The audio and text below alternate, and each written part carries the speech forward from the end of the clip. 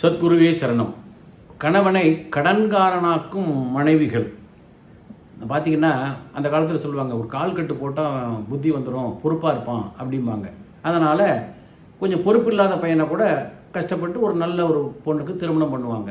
அது திருமணம் பண்ணதுக்கப்புறம் வாழ்க்கையில் அவன் உயர்ந்த நிலைமைக்கு வருவான்.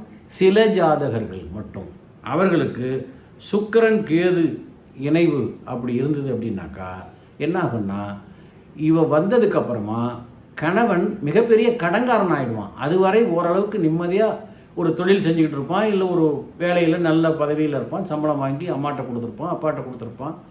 திருமணம் ஆனதுக்கப்புறம் படிப்படியாக அவனுடைய வாழ்க்கை பின்னோக்கி போயிருக்கும். மிகப்பெரிய கடன்காரனாய் நிம்மதியே இல்லாமல் போய்கிட்டு இருப்பான்.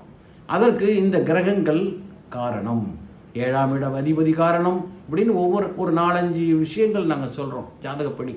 இவைகள் எல்லாம் காரணமானால் அந்த பெண்ணை திருமணம் செய்த பிறகு உண்மையிலே இந்த பெண் நல்ல பெண் தான், ஆனால் இவருக்கு எடுக்கக்கூடிய முடிவு சரியில்லாமல் போகுது. வேற ஒன்றும் இல்லை, இந்த முடிவு சரியில்லாமல் போகிறதுக்கு இந்த கிரகங்கள் காரணமாக இருக்குது.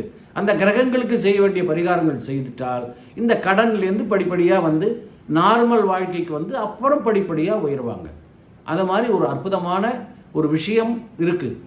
நிறைய பேர் திருமணம் செய்து வாழ்க்கையில் முன்னேறுவாங்க, சில பேர் மட்டும் வாழ்க்கையில் பின்னேறுவாங்க. கடன்காரனாய் ஏண்டா கல்யாணம் பண்ணணும்னு நிம்மதி இல்லாமல் இருப்பாங்க.